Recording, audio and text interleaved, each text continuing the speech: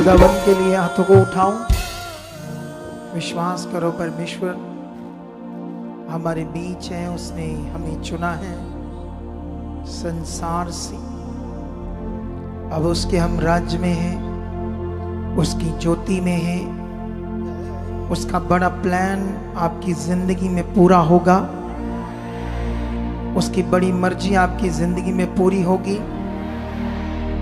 वो मर्जी है तुम उससे मेल करो, वो मर्जी है तुम अनंत जीवन पाओ, वो मर्जी है तुम्हारी जिंदगी को वो अबंडेंट बनाए, तुम्हारी जिंदगी में वो शांति, वो खुदा आशीष को उड़ेले। रिसीव करो इन बातों को और धन्यवाद करो सर्वशक्तिमान खुदाबंद का, जिसने हमें अंधकार में से चुना है, अपनी ज्योति में बुलाया है। आज वो आपसे बात करेगा, आपके मन को खुश करेगा, आपकी दुविधा को दूर करेगा, आपकी कंफ्यूजन को दूर करेगा, आपकी अशांति को दूर करेगा और आपके घर को ब्लेस करेगा। ऐसा खुदा कर चुका है यीशु मसीह के नाम से। और प्रार्थना करो आज के वचन के लिए कि परमेश्वर, जो हम तेरा कलाम सुनने जा रहे, तेरा वचन, उसकी बड़ी समझ हमें दे चुके परमेश्वर। जो वचन हम सुने खुदावंद हमारे मन में बैठे, उस पर हम चले, तेरी मर्जी को पूरा करें खुदावंद। ऐसा यीशु मसीह के नाम से हो चुका है। आमीन, हालेलुया। बैठ जाओ आप सब सारे अपने स्थानों पर, ताकि हम परमेश्वर का वचन सुने कुछ मिनटों के लिए। और आज का जो टॉपिक है परमेश्वर के वचन का, वो टॉपिक हमारी जिंदगी में काम करे। हालेलुया। ये दिन बड़े बरकत के हैं, आशीष के, बदलने के हैं, आगे बढ़ने के हैं।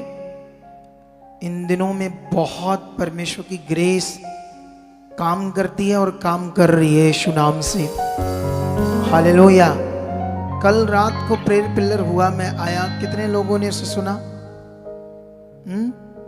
हाथ उठाओ जिन्होंने सुना है। अब नीचे करो हाथ। जिन्होंने कल का प्रेयर पिलर नहीं सुना वो भी हाथ खड़े करो, सच्चा वाला। मुकुट चाहिए तो मुकुट बोलो। खुदा आपको बरकत दे, बहुत सारी है। तुम्हें पता हमारा इन दिनों में कोई टॉपिक स्टार्ट हो गया है? वो क्या टॉपिक है जो स्टार्ट हुआ है? कोई बता सकता है कि नहीं बता सकता? चलो, बरकत आ रही है।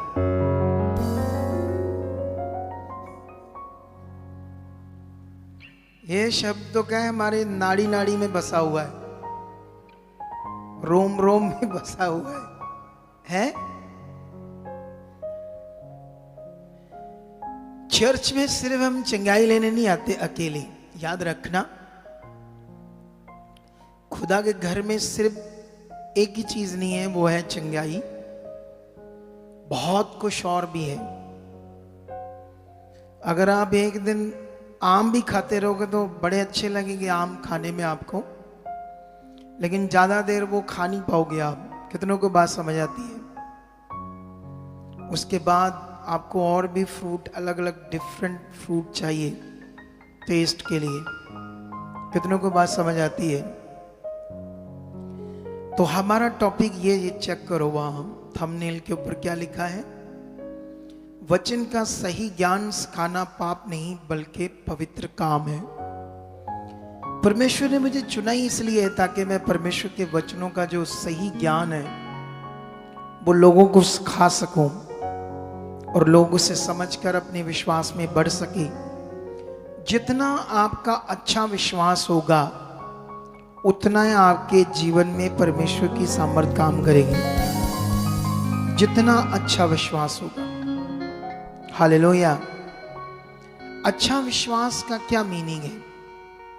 जैसे अभी आप लोगों में से मैं अगर मीट करूं कई लोगों से तो पता चलेगा ना कितने के विश्वास में डाउट है, कितने के विश्वास में गड़बड़ है, कितने लोगों के विश्वास अप डाउन है, स्थिरता नहीं है, संदेह चल रहा है, कई चीजें विश्वास में। तो ऐसा विश्वास उद्धार नहीं करा सकता, मतलब हमें छुटकारा उससे नहीं मिलेगा। जैसे आपके पास 500 का नोट है, तो 500 के नोट से कई कुछ मिल सकता है ना। 500 के नोट से बोलो, उसमें से 100-150 रुपए का, 200 रुपए का अच्छा खाना भी मिल जाएगा, उसमें 6-7-8 आइटम भी होगी ना। जैसे थाली आती ना 200 रुपए की खाने की, लेकिन आपका नोट फटा है, आपने उसको चेपी लगाई है, तो फिर वो चलेगा? बोलो, नहीं चलेगा ना, क्योंकि वो फटा हुआ नोट है, वो पूरा सही नोट नहीं है। इसी तरह हमारा फेथ है, इसी तरह हमारा विश्वास है, वो अगर सही नहीं है तो इसीलिए जो हम चाहते हैं वो प्रकट नहीं होता। कितनों को बात समझ आती है? लेकिन एक हर व्यक्ति को क्या करना चाहिए? अपने विश्वास को रोज ठीक करने में लगा रहना चाहिए, अपने आप को परमेश्वर के साथ ठीक करने में लगा रहना चाहिए। कितनों को बात समझ आती है? आती है या नहीं आती है? तो ये चीज बाइबल हमारे फेथ की चीज है। बाइबल के वचनों से ही हमने परमेश्वर पर विश्वास किया है। बाइबल का वो वचन जिसमें ये लिखा है कि परमेश्वर ने कहा, डरो मत, मैं तुम्हारे साथ हूं, मैं तुम्हें धोखा नहीं दूंगा, मैं तुम्हें छोड़ूंगा नहीं, मैं तुम्हें संभालूंगा, तुम्हें हेल्प करूंगा, तुम्हें मजबूत करूंगा। तो इस वचन से हमारे अंदर एक विश्वास आया कि परमेश्वर सच्चा है जिसने ये बात की है। चलो, ये तो वचन है। अगर हम और बड़े वचन देखें, जैसे उसने मिस्र से अपने लोगों को छुड़ाया अपनी ताकत से, अपनी सामर्थ्य से, मूसा को यूज करके, तो हमने वहां से देखा, हाँ, परमेश्वर ने अपने लोगों को कितनी शक्ति से छुड़ाया। वो वचनों को पढ़कर हमारे अंदर परमेश्वर के ऊपर क्या आता है? विश्वास। हालेलुया। जब राजा उन्हें पीछे खत्म करने के लिए आता है, तो परमेश्वर यूज करता है मूसा को, और मूसा के द्वारा समुद्र के 2 भाग करता है। तो ये जब हम पढ़ते तो हमारा मन एकदम से ऐसे सिद्धता है इन वचनों से, ऐसे मन हमारा होता है परमेश्वर कितना शक्तिशाली है। किन वचनों से? ऐसे शक्ति के काम, ऐसे पावर के काम, ऐसे सामर्थ्य के कामों से। तो बाइबल के वचनों से हम परमेश्वर पर अपने विश्वास को पक्का करते हैं, मजबूत करते हैं। लेकिन वो लोग जो ध्यान देते हैं, ध्यान, जैसे आज कई गवाहियों से हम सुन रहे थे, तो उन्होंने कैसे यहाँ की शिक्षा को सुना, कैसे पॉजिटिव बने परमेश्वर के साथ, और कैसे उनके रिजल्ट आए। और जब उनके रिजल्ट आए तो आपने गवाहियों को सुना, तो गवाहियां और बड़ी बनेंगी, और ज्यादा। हालेलुया। क्या बनेगी गवाहियां? और ज्यादा गवाहियां बड़ी बनेंगी, क्योंकि खुदा हमारे साथ है, वो शक्तिशाली परमेश्वर। लेकिन अब अभी आपको ये तो समझ आई, लेकिन बाइबल की ऐसे बहुत सारी बातें हैं जो आपको नेगेटिव कर सकती है, जो आपके विश्वास को खराब कर सकती है, या कोई तुम्हें नेगेटिव कर सकता है इस दुनिया में, कोई सेवक कर सकता है। वैसे भी बाइबल में लिखा ना, अंत के दिनों में झूठे भविष्यवक्ता, झूठे सेवक खड़े होंगे और चुने हुओं को क्या कर देंगे? भरमा देंगे। तो वचन ने हमें अलर्ट किया है पहले से। हालेलुया। और जब वचन ने हमें अलर्ट किया है, कितनों को बात समझ आती है? तो हमें भी इन बातों का क्या रखना पड़ेगा? ध्यान रखना पड़ेगा। अगर आज मैं 2 जगह से आप लोगों को ठीक करूंगा, आपके विश्वास को ठीक करूंगा, और उससे मैं आपको फिर बताऊंगा आपने कैसे और परमेश्वर के साथ अच्छे से चलना है। हालेलुया। आपने कैसे परमेश्वर के साथ अच्छे से चलना है। आमेन। जितना जबरदस्त आपका विश्वास होगा उतने जबरदस्त आपके काम होंगे। हालेलुया। उतनी जबरदस्त लाइफ, उतने जबरदस्त काम अपनी जिंदगी में आप देखोगे। इसलिए आपको समझना होगा, अगर आप एक वचन पढ़ते हो, ये वाला मैं एक वचन पढ़ाता हूं उत्पत्ति से आपको, ठीक है? तो यहां पर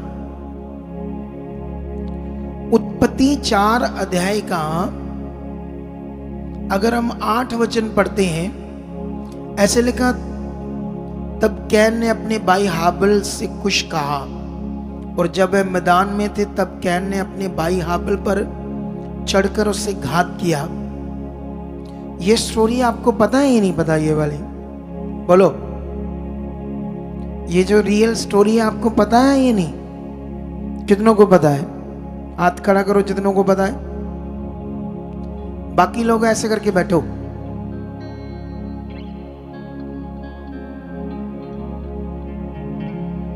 कैसे करके बैठना है?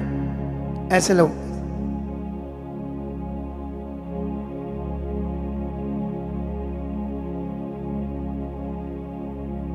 कुछ समझ आ रही मेरी बात की नहीं आ रही है? अरे आपको पता ना चाहिए वचन के बारे में। बाइबल पढ़ते रहो, परमेश्वर के राज्य को समझते रहो। तो यहां पर कैन और हाबिल 2 भाई हैं, और ये तब की बात है जब दुनिया में सिर्फ माता पिता से 2 ही बच्चे थे पूरी पृथ्वी के ऊपर। सोचो, ये तब की बात। ये ज्ञान संसार को नहीं पता, लेकिन आपको तो पता होना चाहिए। अब सोचने वाली बात है कि 2 ही भाई हैं और भाइयों का तो प्यार होना चाहिए। तो अकॉर्डिंग टू बाइबल एक भाई ने अपने भाई को मार दिया। वाई? जानते क्यों?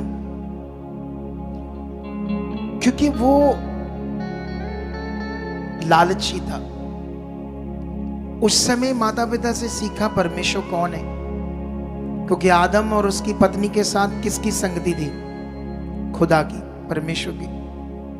तो उन्होंने अपने बच्चों को बताया परमेश्वर का कानून, उसके सामने भेंट चढ़ाना, उसके सामने जाना। लेकिन कैन, बाइबल में लिखा, खेती करने वाला किसान बना, और हाबिल भेड़ बकरियां चराने वाला चरवाहा बना।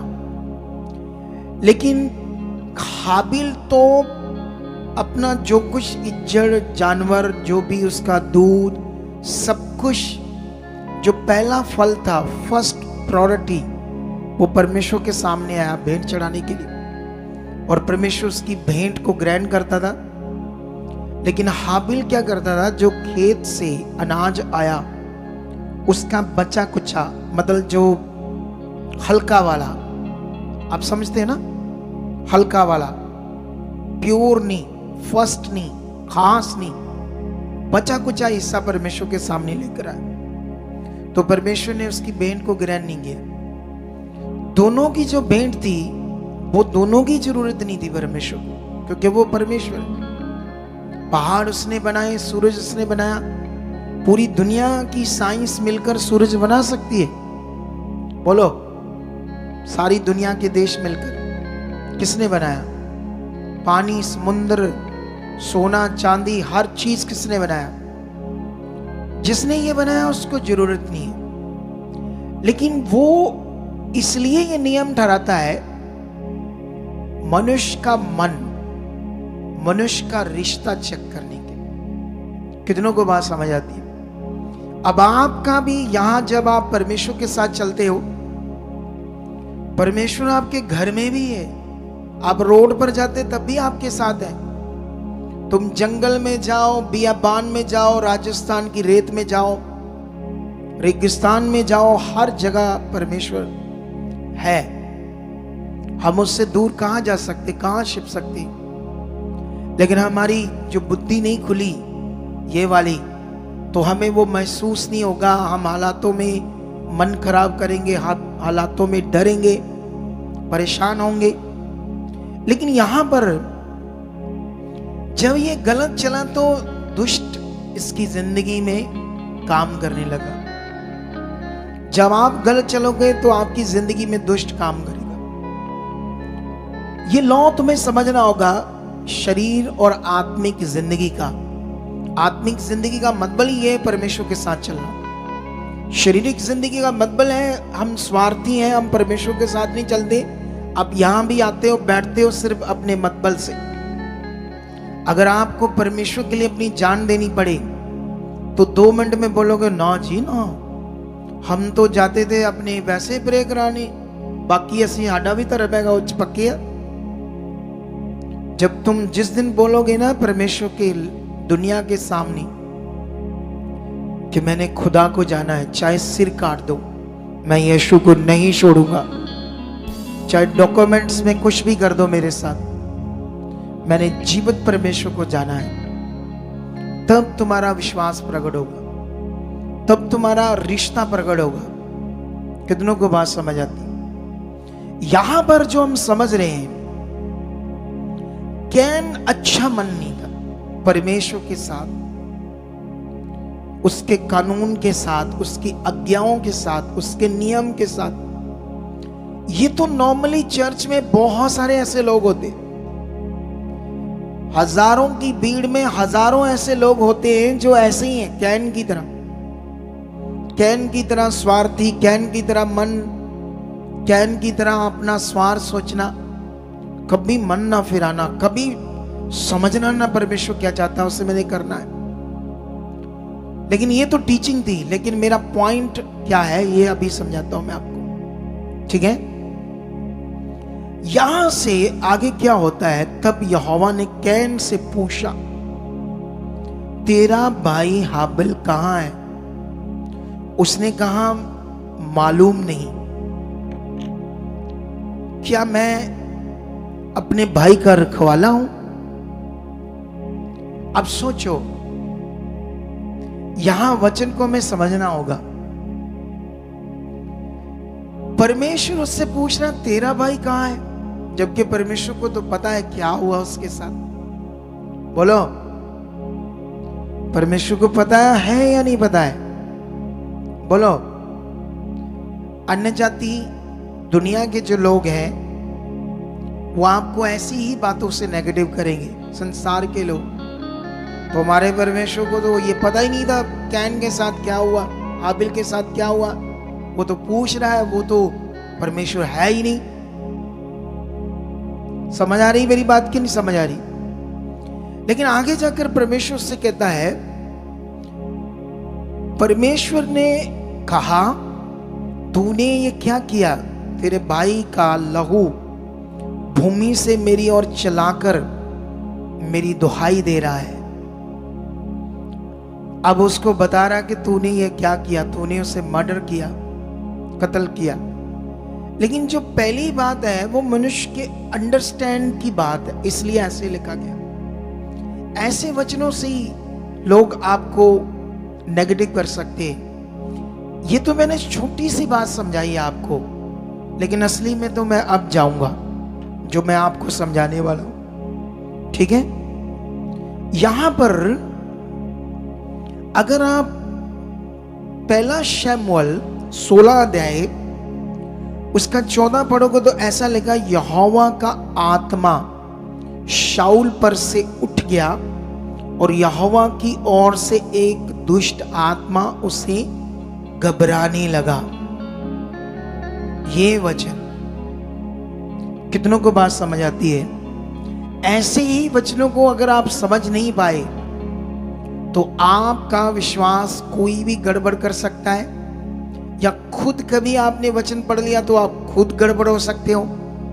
तो इसीलिए एक अगुआ होने के नाते जो परमेश्वर ने मुझे चुना, अपनी ड्यूटी लगाई, मेरी ड्यूटी लगाई है आपके ऊपर। आप लोग मुझे सौंपे गए हैं ताकि मैं आपको अनंत जीवन के लिए क्या करूं, तैयार करूं।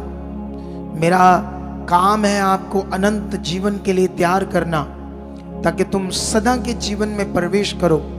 यही ड्यूटी, इसी काम के लिए मैं अपॉइंट किया गया हूं। हीलिंग, मिरेकल, चमत्कार, ये छोटी छोटी चीजें हैं तब जब हम सही चल रहे हैं। अगर हम सही नहीं चलेंगे तो माइनर कामों से भी हीलिंग नहीं मिलेगी।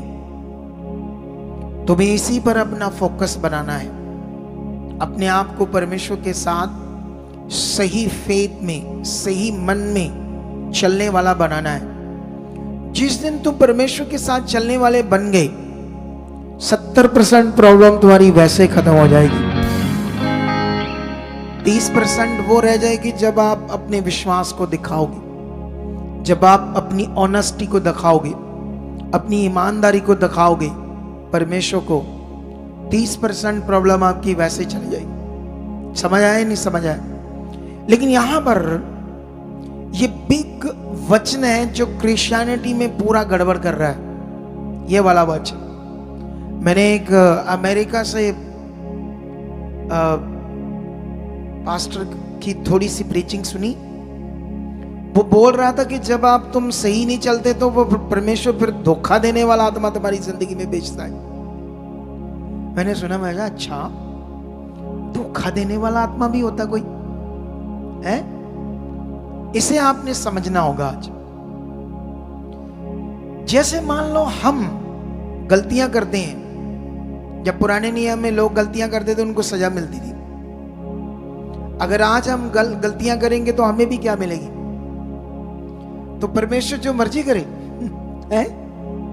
बोलो, कैसा हो सकता है कभी कि परमेश्वर जो उसके दिल, फिर तो वो क्या हुआ, डिक्टेटर हुआ ना। क्या हो गया फिर वो? समझ आया या नहीं समझ आया?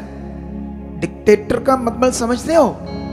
तानाशाही राज करने वाला, मनुष्यों के ऊपर दया ना करने वाला। लेकिन हम तो उसे कहते हैं अनुग्रहकारी है, वो दयालु है, वो प्रेम करने वाला परमेश्वर है। लेकिन यही पॉइंट आज आपको समझना होगा जो मैं क्लैरिटी दूंगा। अब जब बाइबल आप पढ़ोगे तो ये बड़ा गंभीर सा लिखा हुआ है। अब कैसे समझ सकते हो कि ये वाकई परमेश्वर की ओर से एक दुष्ट आत्मा शाऊल के ऊपर आने लगा और शाऊल का बड़ा बुरा हाल होने लगा। दुष्ट आत्मा उसको अटैक करने लगा, उसके शरीर में बड़ी तकलीफ देने लगा। बहुत मुश्किल में आ गया था शाऊल उस दुष्ट आत्मा से। जैसे अभी भी जिनको दुष्ट आत्मा होता है तो वो खुश रहते हैं। बोलो, जिनको दुष्ट आत्मा अटैक्स करती है, क्या वो लोग खुश रहते हैं? खुश तो नहीं रहते ना। तो क्या ऐसा हो सकता था?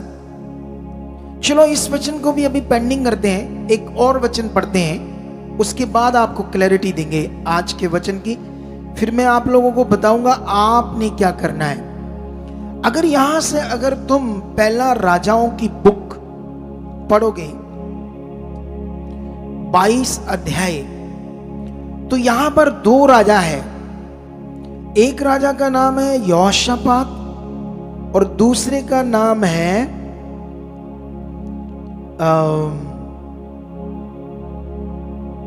May be Ahab. कितनों को बात समझ आती है?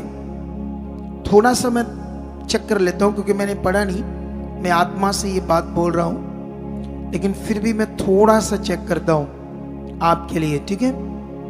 तो मे बी यहां तो श्योर अहाब राजा, 2 राजा है, यहोशापात और कौन? अहाब राजा। अब जो अहाब राजा है वो अच्छा राजा नहीं है, और जो यहोशापात है वो अच्छा राजा है, वो परमेश्वर का भय मानता है। और वैसे ये दोनों ही यहूदी हैं, दोनों ही परमेश्वर के इज़राइल वंश से हैं। लेकिन जो अहाब की पत्नी है वो दूसरी जातियों से थी जो मूर्ति पूजा करती थी। और दूसरा बाल मतलब उस जमाने में एक बाल देवता था जिसको बाइबल शैतान कहती है।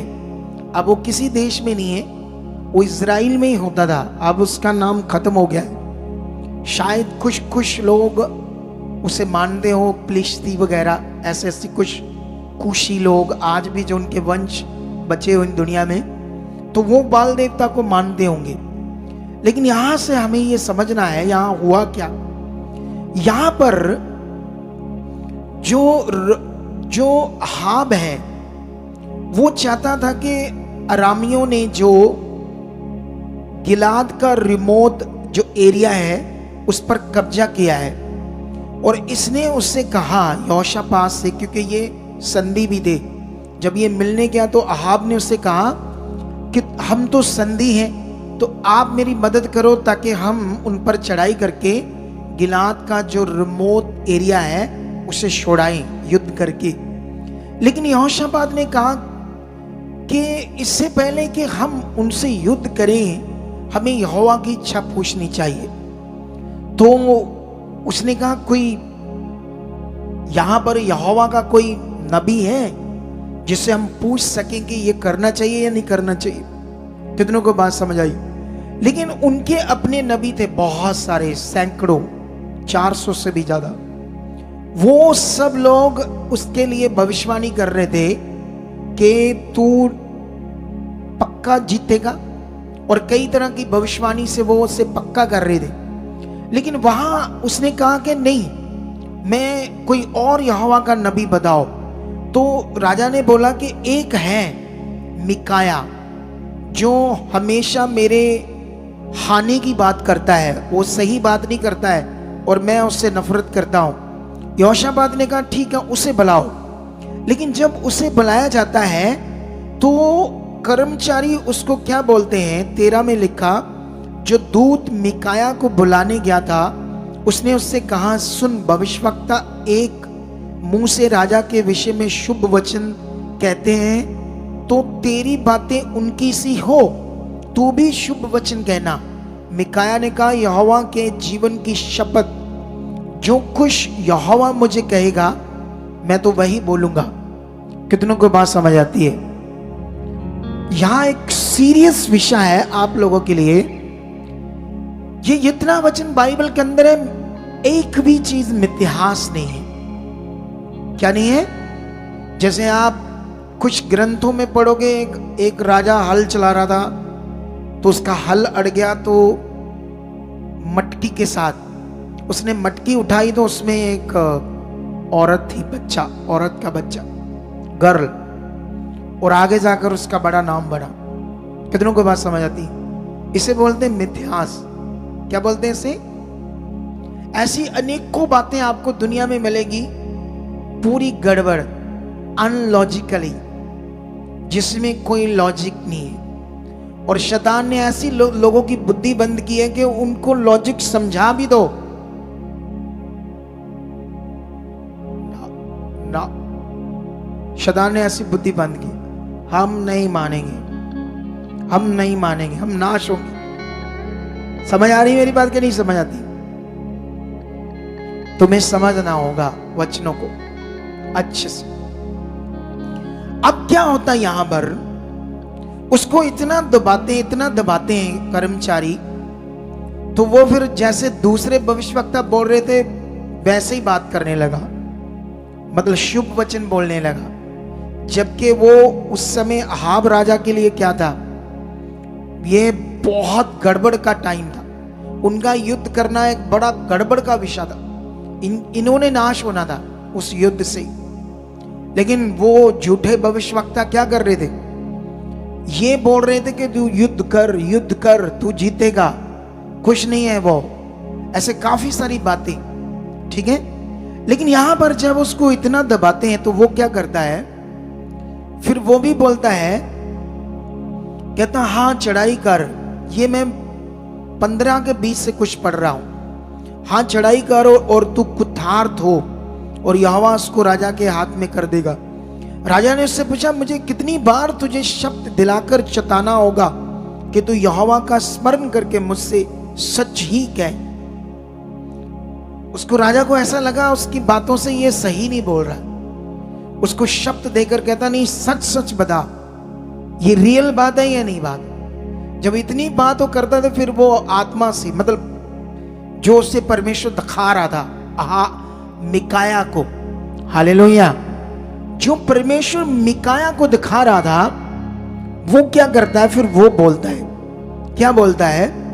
मिकाया ने कहा, ये मैं 17 पढ़ रहा हूं, मुझे समस्त इज़राइल बिना चरवाहे की भेड़ बकरियों के समान पहाड़ों पर तितर बितर देख पड़ा, और यहोवा का यह वचन आया कि वह जो अनाथ है, अतः वह अपने अपने घर कुशल क्षेम से लौट जाए।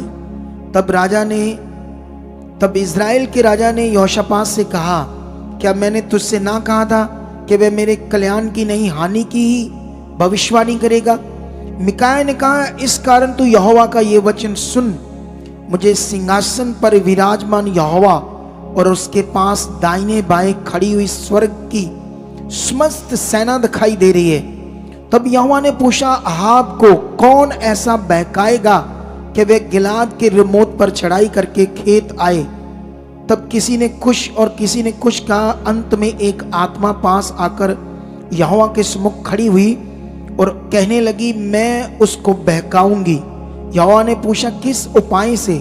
उसने कहा, मैं जाकर उसके सब भविष्यवक्ताओं में बैठकर उनसे झूठ बुलवाऊंगी। यहोवा ने कहा, तेरा उसको बहकाना सफल होगा, जाकर ऐसा ही कर। तो अब सुन, यहोवा ने तेरे इन सब भविष्यवक्ताओं के मुंह से एक झूठ बोलने वाला आत्मा बैठाई है, और यहोवा ने तेरे विषय हानि की ही बात कही है। अब ये वचन तो आपको और गंभीर कर देगा, हालेलुया, क्योंकि हमारा इन दिनों में जो स्टार्ट हुआ है टॉपिक, ये तो अभी कुछ है, अभी तो और बड़ा कुछ आपको मैं समझाऊंगा। बस जितने लोग इस मिनिस्ट्री के साथ जुड़े हैं, वो सारे थर्सडे और संडे की मीटिंग को मत छोड़े इन दिनों में, क्योंकि जो टॉपिक आएगा वो कंबाइन आएगा, एक से जुड़ा हुआ। अगर आप एक संगति देखते हो संडे, उसका पता नहीं कितना प्रचार सुनते हो, या उल्लू बने रहते हो, या फिर थर्सडे का सुनते हो और संडे के लिए उल्लू बने रहते हो। कितनों को बात समझ आती है? तुम्हें अलर्ट होना होगा, तुम्हें बढ़ना होगा, तुम्हें चौकस होना होगा। कितनों को बात समझ आती है? अब ये मैंने पूरा पढ़ा दिया, लेकिन मेरा जो टॉपिक है यहां पर, वो आपके लिए क्या है। यहां जैसे वहां हमने पढ़ा कि शाऊल के ऊपर परमेश्वर ने एक दुष्ट आत्मा भेजा, और यहां पर अभी स्वर्ग की सेना दिख रही है, उसको स्वर्ग खुला हुआ दिख रहा है, और स्वर्ग में जो आत्माएं, उनमें से एक आत्मा उसके सामने आती है और परमेश्वर को कहती है, ये काम मैं करूंगी, मैं उसके भविष्यवक्ताओं में बैठकर उनसे झूठ बुलवाऊंगी ताकि उनका नाश हो। कितनों को बात समझ आती है? समझ आता है या नहीं समझ आता? अब कैसे हम समझें क्या ऐसा परमेश्वर काम करता है? शकुनी एक दुनिया की कहानी में आता है, मामा शकुनी ऐसे करके, बड़ा करैक्टर उसका खतरनाक था। इधर की इधर बात, इधर की इधर बात, इधर की इधर बात, और लड़वाना मरवाना। कितनों को बात समझ आती है? ये तो इस तरह से महसूस हो रही है मुझे बात, क्या सर्वशक्तिमान सामर्थी खुदा ऐसा कर सकता है? कभी सोचना, क्या कोई दुनिया में ऐसा पवित्र आत्मा, क्योंकि परमेश्वर के पास सारे क्या है? पवित्र आत्मा। क्या कोई पवित्र आत्मा ऐसा काम कर सकती है? झूठ बुलवाने वाला, गड़बड़ी करने वाला। कभी बैठकर सोचना, जिनको हम बोलते हैं स्वर्ग की सेना, आत्माएं या पवित्र आत्मा, कितनों को बात समझ? क्या ऐसा कर सकता है परमेश्वर की आत्माओं का काम जो स्वर्ग में रहती है?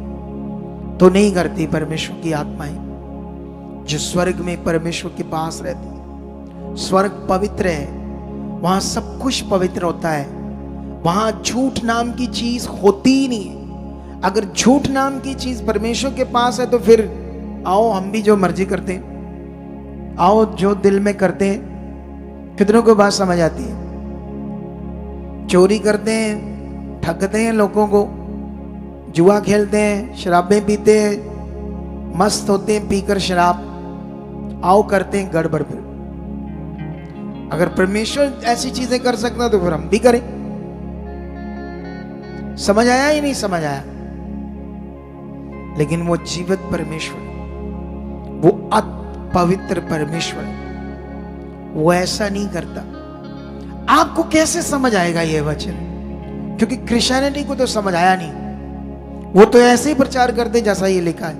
वो कहते हैं हाँ परमेश्वर ऐसा करता है, हाँ परमेश्वर ऐसा करता है, लेकिन मैं बोलता हूं ऐसा परमेश्वर नहीं करता। अब एक बंदे की पूरे समाज से जंग सी लग गई है, लेकिन मैंने ये प्रचार करना है क्योंकि इससे तुम पॉजिटिव बनोगे, तुम्हारी कंफ्यूजन का विषय नहीं बनेंगे ये वचन, तुम्हारा फेथ राइट बना रहेगा, स्ट्रॉन्ग बना रहेगा। तुम हमेशा परमेश्वर की तरफ अपने मन को खुशी से बनाकर रखोगे, आनंद से बनाकर रखोगे। कितनों को बात समझ आती है? समझ आती है नहीं समझ आती? लेकिन इसकी क्लैरिटी के लिए तुम्हें मैं एक टिप्स देता हूं, समझाता हूं। 5000 साल का रिकॉर्ड है पुराना नियम,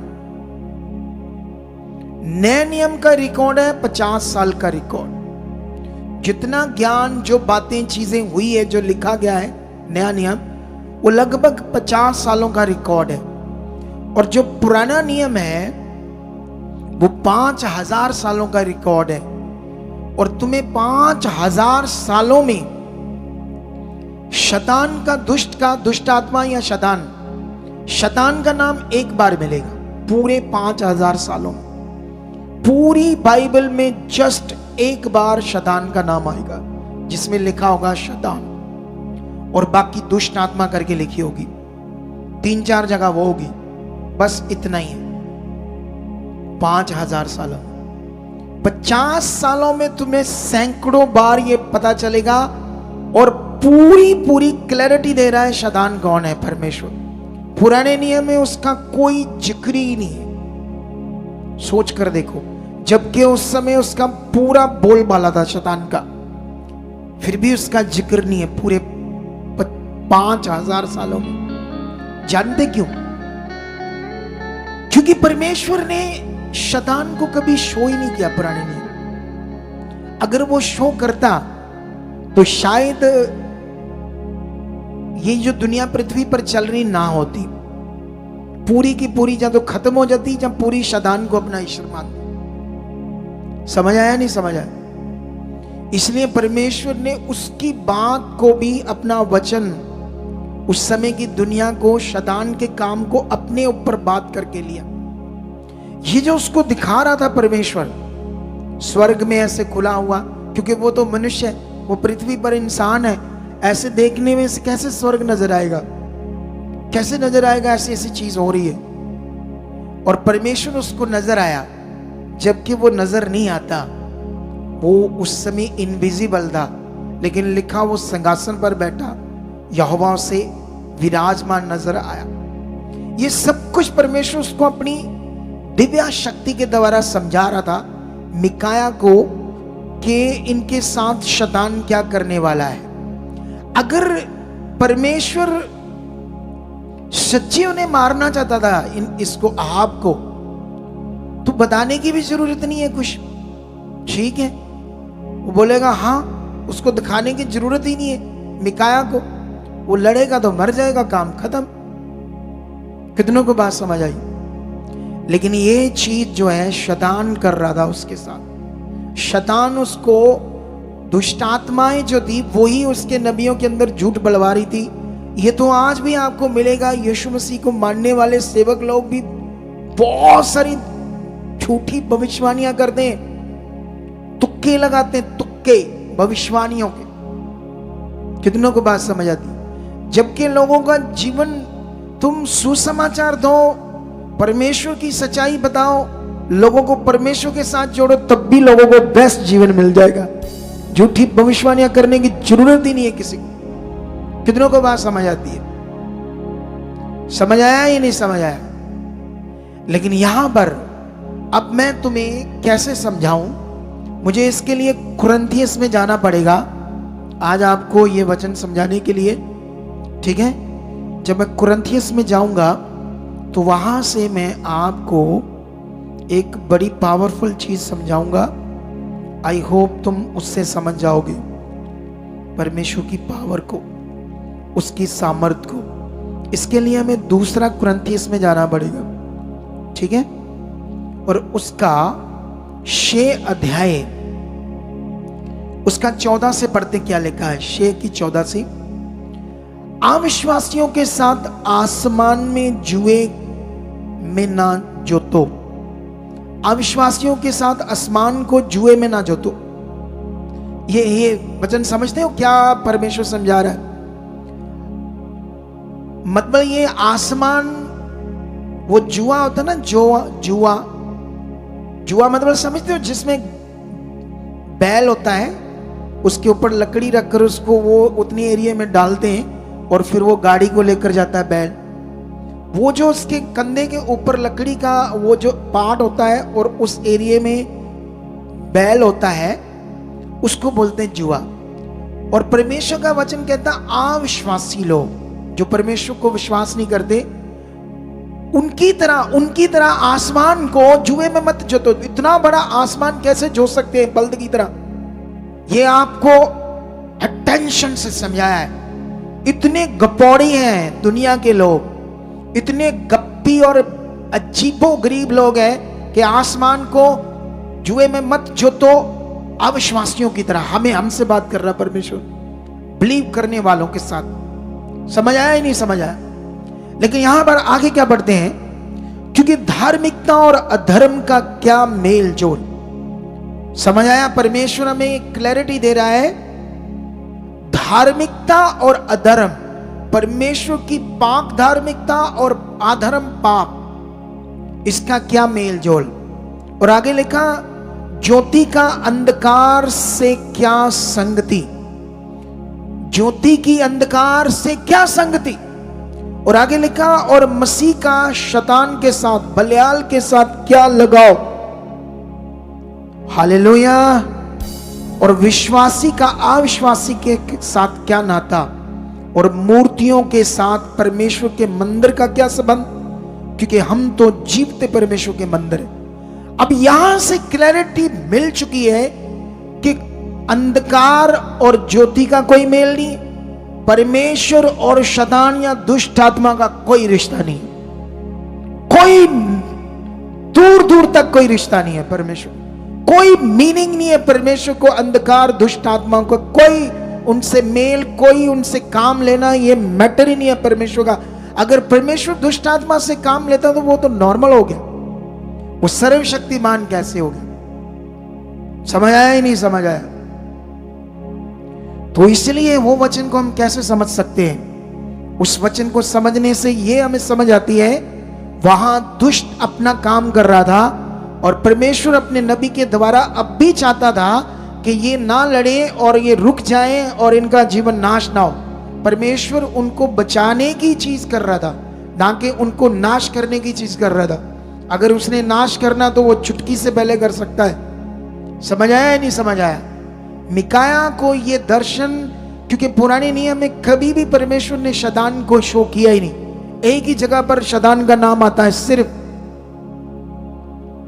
वो भी तुम्हें मे बी या इतिहास में या सैमुअल की बुक में, वहां पर एक जगह पर सिर्फ पूरे पुराने नियम में, वो भी डायरेक्ट नहीं, सिंपल सा। पुराने नियम में तुम्हें कभी समझ में नहीं आएगा कि दुष्ट आत्मा को निकाला दुष्ट नबियों ने या दुष्ट आत्मा को निकालना, ऐसा काम कोई भी बाइबल में नहीं दिखाया। समझ आया नहीं समझ आया? तो इसलिए मेरा काम क्या है,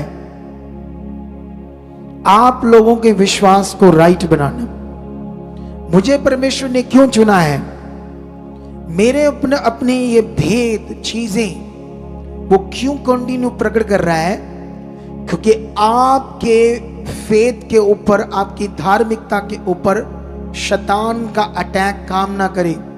तुम राइटली परमेश्वर के साथ चलो, वो भी शुद्ध मन से, वो भी बिना डाउट से, बिना किसी संदेह से। तुम्हारी जिंदगी में कभी किसी प्रकार का डाउट नहीं होना चाहिए कि ये नहीं होगा, ये कब होगा, कैसे होगा। होगा, होगा। वो सामर्थ्य है, वो होगा। और शक्तिशाली खुदा वो होगा। उसके लिए कोई काम कठिन नहीं है, वो होगा। कितनों को बात समझ आती है? मैं कहता हूं कितना भी कठिन काम क्यों नहीं, कितनी बड़ी बीमारी क्यों नहीं, कितने बड़े हालात क्यों नहीं, आप बन जाओ तेज थे, ज्यादा संगति, ज्यादा हो, ज्यादा प्रेम रहो, ज्यादा ध्यान दो, वो खत्म हो जाएंगे हालात। ये 100% क्लैरिटी है तुम्हारे लिए। हालेलुया। समझ आया नहीं समझ आया? इसलिए तुम पवित्र अत महान खुदा के साथ चलते हो, जिसने सृष्टि को रचा है। वो गड़बड़ी का परमेश्वर नहीं है। नए नियम में लिखा ये बातें तो गड़बड़ी है, समझ नहीं आ रही लोगों को। मैंने एक अगुए को सुना, वो कहता था कि जब मैं बाइबल नहीं पढ़ता था तो शैतान परमेश्वर मेरे ऊपर ना एक दुष्ट आत्मा भेजता था अटैक करने के लिए, ताकि मैं बाइबल पढ़ूं। परमेश्वर कहता बाइबल पढ़, तेरे लिए जीवन है। नहीं पढ़ रहे वो कुछ नहीं कहता, कहता ठीक है, उसको पता है तुम्हारे लिए कुछ भी नहीं होना। वो दुष्ट आत्मा को नहीं भेजता, उसका कोई नाता नहीं है उसके साथ। अगर ऐसा फेथ तुम्हारा होगा तो तुम फंस जाओगे शैतान की जुत्ती में। अजीबोगरीब तरीके से तुम्हारा फेथ बन जाएगा। तुम्हारा फेथ शुद्ध होना चाहिए। जैसे बाइबल में लिखा, तुम अति पवित्र विश्वास में उन्नति करते जाओ। आप जानते हो वो वचन यहां लिखा, तुम्हारा परखा हुआ विश्वास आग से ताए हुए सोने से भी कहीं अधिक मूल्यवान है। तो ऐसा लिखा ना, तुम्हारा परखा हुआ विश्वास। तो उन्हें लगता है हमारे लोगों को परमेश्वर हमारी परीक्षाएं लेता है, बड़ा दुख देता है, बड़ी पीड़ा देता है। जब बड़ी पीड़ा पीड़ा पीड़ा पीड़ा पीड़ा आएगी तो फिर परमेश्वर को एक दिन तरस आएगा, आई मेरे बच्चे, चलो परमेश्वर तरस आ गया। परमेश्वर है,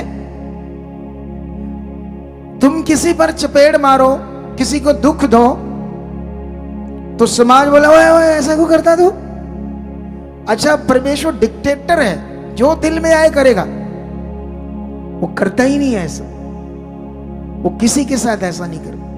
ये गड़बड़ी पृथ्वी पर है, हमारे खून में गड़बड़ी है, हमारे स्वभाव में गड़बड़ी है, हमारे चाल चलन में गड़बड़ी है, हमारा परमेश्वर के साथ जो जीवन है उसमें गड़बड़ी है। सही से हम नहीं चलते, जो हम सीखते हैं उस पर कभी मनन नहीं करते, जो हम सुन रहे हैं उसको कभी नहीं सोचते, उस पर कभी मनन नहीं करते, घर में नहीं जाते फिर निकाल कर फोन दोबारा सुने, ध्यान दे, कॉपी में लिखे, याद रखें। ऐसा तो करना पड़ेगा।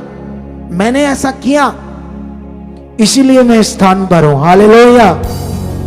मेरा बाप मुझे कहता था, जब मैं रात को 2-2, 3-3 बजे तक वचन सुनता पढ़ता, वचनों को मैच करता था, रिकॉर्डिंग सुनता रहता था, वो जब उसको रात जाग आ जाती थी, जैसे कभी पेशाब आ गया तो वो देखता था, मुझे कहता वो तेरी 3 बजे तू जाग रहा है, पक्का तो कुछ बनेगा। मुझे कहता था पक्का कुछ तू बनेगा।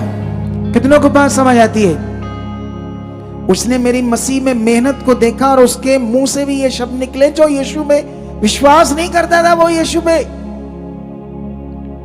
वो मरने से पहले, दुनिया छोड़ने से पहले मैंने उससे विश्वास करवा दिया था, बता बता कर परमेश्वर कौन है, ये सच्चाई क्या है, ताकि उससे उद्धार मिले।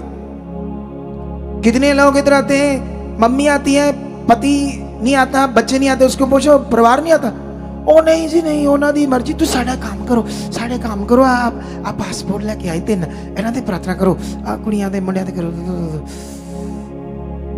हैं। मेरे दिमाग में था, मेरा बाप मेरी मां तो दुनिया में चलेगी बिना उद्धार के, लेकिन ये नहीं जाना चाहिए, ये बचना चाहिए, इसकी रूह बचनी चाहिए, इसे उद्धार मिलना चाहिए, इसे समझ आना चाहिए परमेश्वर कौन है। क्योंकि ये एक उदाहरण है आपके लिए, सबके लिए, क्यों हमारा सही विश्वास होना जरूरी है। चलो मैं एक उदाहरण देता हूं आपको। आप जानते हैं हम 2 तरह के, एक शरीर और एक आत्मा।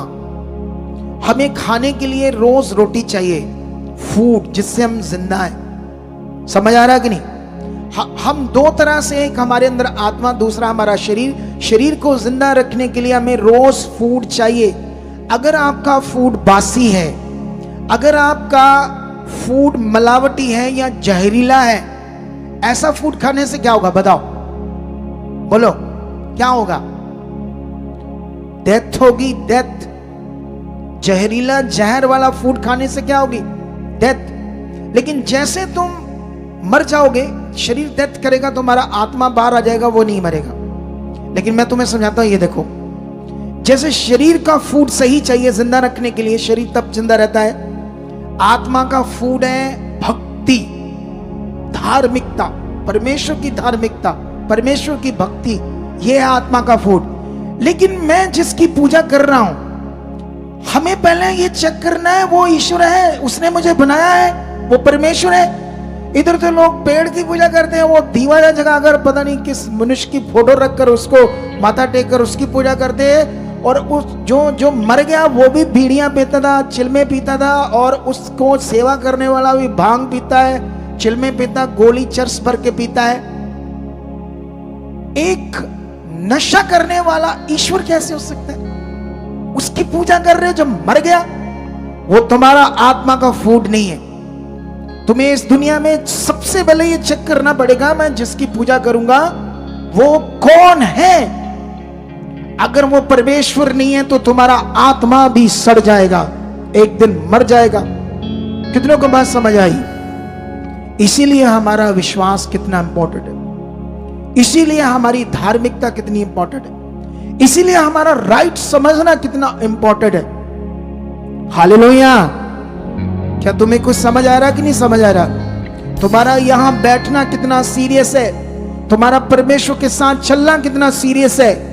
ये जो काम है तुम्हारी जिंदगी में, बीमारियां, रोग, मेरी शिक्षा जो मैं तुम्हें दे रहा हूं, इसे फॉलो करना शुरू करो, इस पर चलना शुरू करो, बीमारियां अपने आप भागती जाएगी, दुष्ट आत्माएं रह नहीं पाएगी, उनको आग लगेगी ऐसा जीवन जीने से, वो चीखेंगी तुम्हारे पास आने से भी।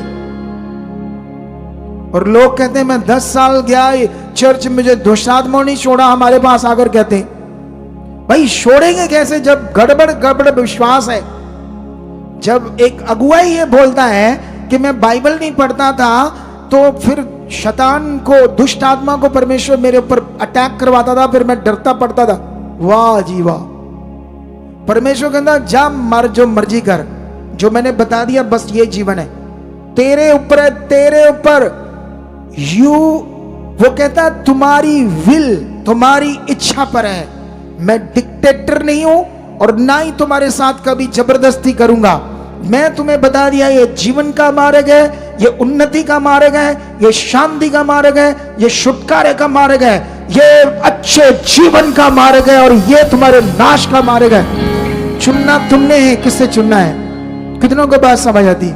उसने बता दिया हमें क्या करना है। समझ आया या नहीं समझ आया? तो अब आर यू रेडी? सही चीजें करने के लिए रेडी हो, जो सीखा इसमें बढ़ने के लिए रेडी हो। तो इसीलिए ये मिनिस्ट्री एक दुनिया में पॉजिटिव मिनिस्ट्री है। अब आप सोचोगे मुझे ये सब चीजें क्यों दे रहा है? उसका एक ही कारण है, डाउन टू अर्थ। मैंने अपने आप को आज भी नहीं मानता कि मैं कोई बड़ा हुआ। मैं अभी भी मैं फील करता हूं नहीं मैं कुछ नहीं, प्रभु तू ही सब कुछ है। यही कारण है बस कि प्रभु लगातार अपनी चीजें मेरे ऊपर प्रकट कर रहा है, ताकि लोगों को हम बचाएं, लोगों की जिंदगियों में शांति आए, लोगों की जिंदगी में।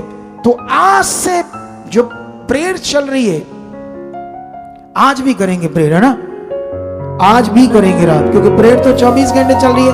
आज भी हमारा फेसबुक पर लाइव प्रोग्राम आएगा शाम को 7:30 बजे, रोज आएगा। इसमें आप शामिल रहना और अपने आप को बढ़ाओ। जितना आत्मिक उन्नति कर सकते करो, जितनी उन्नति करोगे उतने बड़े कामों को देखोगे यीशु मसीह के नाम से। हालेलुया। और मेरा विश्वास है आज के वचन से तुम्हारी उन्नति हो चुकी है, तुम्हारा खुदा के साथ अच्छा रिश्ता बन चुका है, तुम उसके साथ बड़ा प्यार करने वाले बन चुके हो। कभी डाउट नहीं करोगे उसके ऊपर, कभी संदेह नहीं करोगे वो मेरा सच्चा परमेश्वर, वो सामर्थी परमेश्वर, वो महान है। किसी वचन, किसी बात को इसीलिए दुनिया की टीचिंग तुम्हारा गड़बड़ कर देगी दिमाग। सही को पकड़कर बढ़ते जाओ। हालेलुया, समझ आया? तो आओ फिर हम अपना सीड बोएं परमेश्वर के कामों के लिए, उसके किंगडम के लिए, उसके राज के लिए। अपनी भेंटों को कैन की तरह, हैबल की तरह, लेकिन कैन की तरह नहीं, हाबिल की तरह।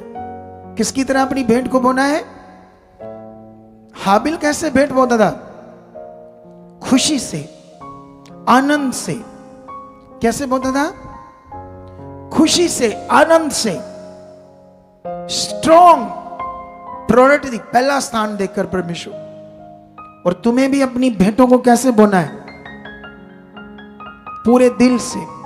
क्योंकि बीज बोने का नियम जो है, बाइबल पढ़ोगे तो बाइबल के अंदर बीज बोने का नियम जो है वो आपके लिए, आपके फाइनेंशियल नियम के लिए। मलाकी में लिखा, जब तुम बीज नहीं बोते तो तुम चोर हो।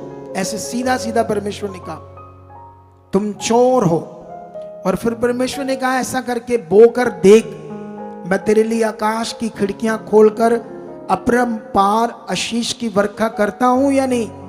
और जानने, वहां एक बड़ी इंपॉर्टेंट बात लिखी है, जब तू बीज बोएगा मैं नाश करने वाले को घुड़कूंगा। जो तुम्हारा पैसा बीमारियों में वेस्ट कर रहा था, तुम्हारा कितना हुआ था?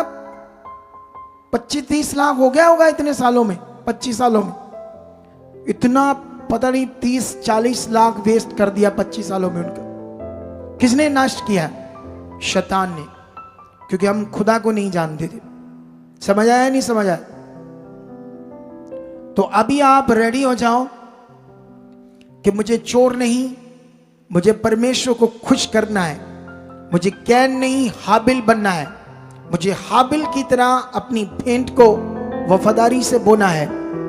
चलो, इससे पहले कि मैं आपकी बीज के लिए प्रार्थना करूं, ये ऑनलाइन जो हमारे देख रहे लोग, उनके लिए ये सोसाइटी के अकाउंट्स नंबर, और सुनो, अभी बीज बोने के बाद आपके लिए मैं मास प्रेयर करूंगा।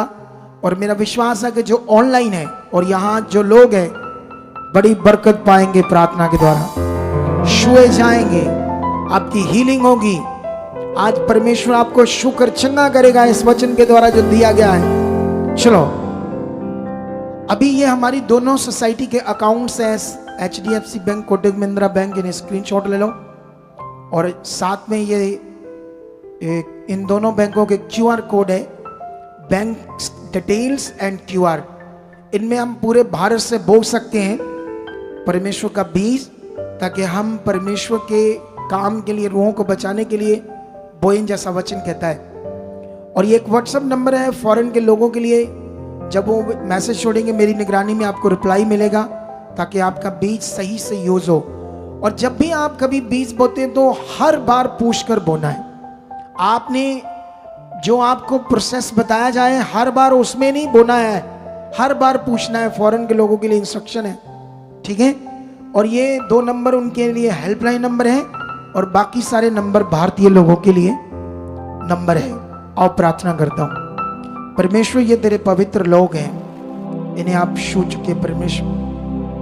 इनकी जिंदगी में आप काम कर चुके हो खुदाबंद। जो हाथों में पकड़े हुए बीज हैं या ऑनलाइन ट्रांसफर कर रहे हैं, आज इनके बीज को, इनके हाथों को आप छू चुके हो, और इस बीज का 100 गुना फल ये काट चुके हैं। ये बरकत ठहर चुकी है यीशु नाम। खुदाबंद, मैं इनके परिवारों पर, कारोबार के ऊपर बरकत को मांगता हूँ। ये बरकत आ चुकी है यीशु के नाम से। आमीन।